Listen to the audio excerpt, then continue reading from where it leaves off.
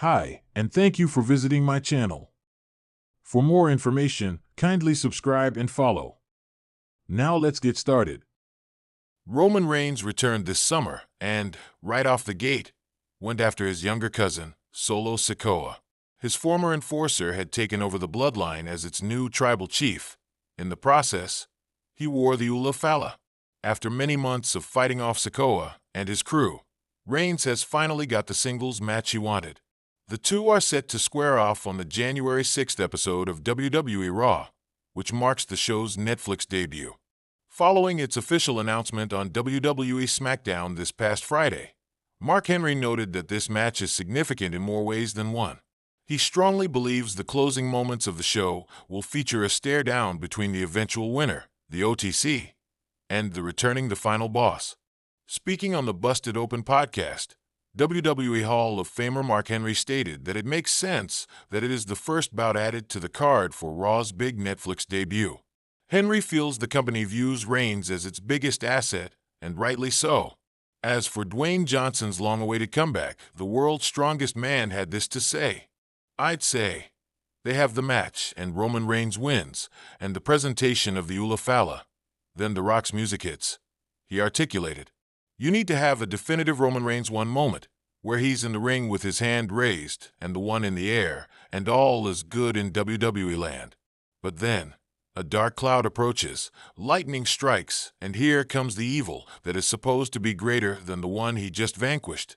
From 1259 to 1351, Mark Henry says that the WWE Universe cares nothing more in this particular storyline than the eventual showdown between The Rock and Roman Reigns. Roman Reigns challenged Sikoa to a tribal combat on WWE Raw's Netflix debut. WWE Raw will make history on January 6, 2025, when the show moves to Netflix. This past Friday, Roman Reigns appeared in a pre-taped promo, evidently standing on a boat dock. The OTC summarized everything that transpired since the summer and challenged Sikoa to a tribal combat for the history-making debut episode of the flagship show next year. So far, Sikoa has a pinfall win over Roman Reigns, albeit it happened at Crown Jewel during a six-man tag team contest. The OTC got his win back at Survivor Series War Games in the titular bout. The setting, a family divided. The WWE Universe was buzzing with anticipation as the road to WrestleMania grew more intense. Roman Reigns, the tribal chief and the leader of the bloodline, was set to clash with his younger cousin, Sikoa. This wasn't just a match. It was the culmination of months of tension within the family, a battle of supremacy that many saw as inevitable. Solo, the silent enforcer of the bloodline, had been a loyal soldier for Roman, but cracks in their alliance began to show after the Usos, Roman's twin cousins, turned their backs on him and Solo hesitated to choose a side.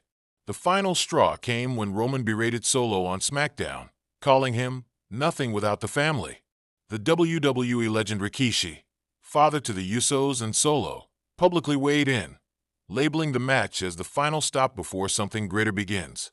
SmackDown announcement: Paul Heyman, Roman's ever-loyal special counsel, opened the SmackDown before the match with his signature gravitas.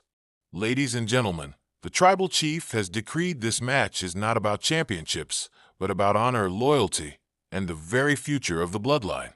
This is a rite of passage for Sikoa, one that he will fail. Roman Reigns will remind the world why he is the head of the table." Solo didn't speak as usual, but his glare at Roman during their contract signing said everything. His silence was no longer submission, it was defiance. The match, Clash of Titans, the main event of the evening, brought an electrified crowd to its feet. Roman entered first, his imposing aura amplified by a chorus of boos and the dramatic strains of his entrance theme. Solo followed, his stoic demeanor unshaken, his eyes locked on Roman as if he was ready to end their story then and there. The bell rang, and the two family members circled each other. Roman tried to get inside Solo's head with trash talk, but Solo didn't flinch. The opening minutes were methodical, with Roman asserting dominance through headlocks and shoulder tackles, but Solo's resilience became the story of the match.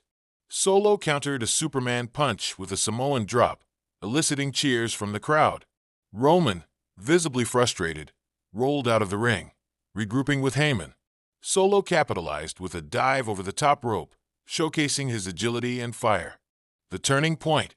Midway through the match, Roman's demeanor shifted. He began dismantling Solo methodically, targeting his shoulder and rendering one of his arms almost useless.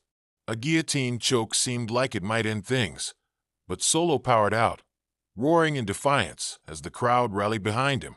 The decisive moment came when Roman attempted his signature spear. Solo countered with a devastating spinning solo, driving Roman into the mat. As the referee's hand counted 1-2, Heyman pulled him out of the ring, saving Roman.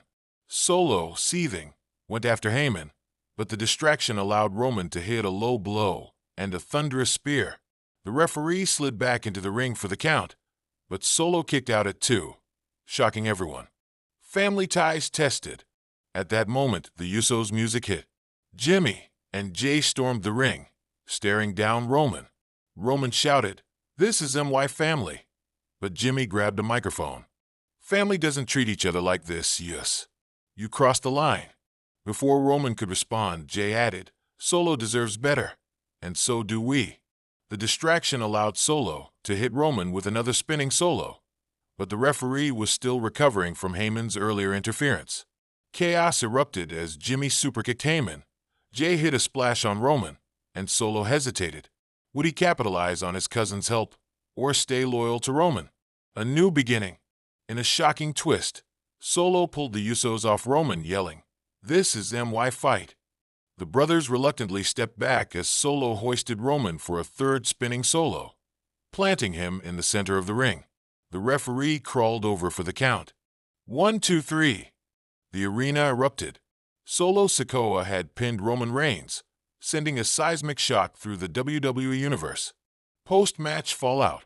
Solo stood tall, his face a mix of exhaustion and pride. He didn't celebrate.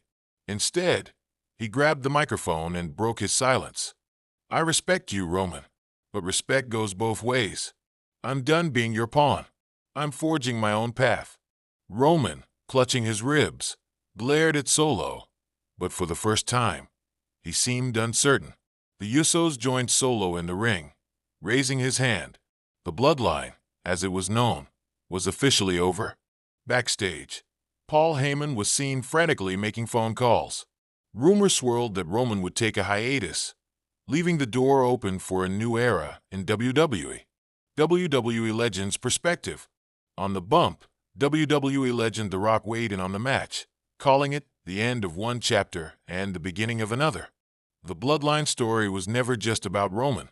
It was about the family, the culture, and the legacy. Solo stepping up changes everything. This was the final stop before something bigger begins. When asked if he saw himself returning to WWE to face Roman, The Rock smirked and said, "Never say never." What's next? The victory catapulted Solo Sikoa into the main event scene, with fans clamoring for a title shot. Meanwhile, Roman's future remained uncertain, though speculation about a potential showdown with The Rock at WrestleMania was at an all-time high. As for the bloodline, its legacy was no longer tied to Roman Reigns alone. Solo Sikoa had proven he could stand on his own, paving the way for a new chapter in WWE history.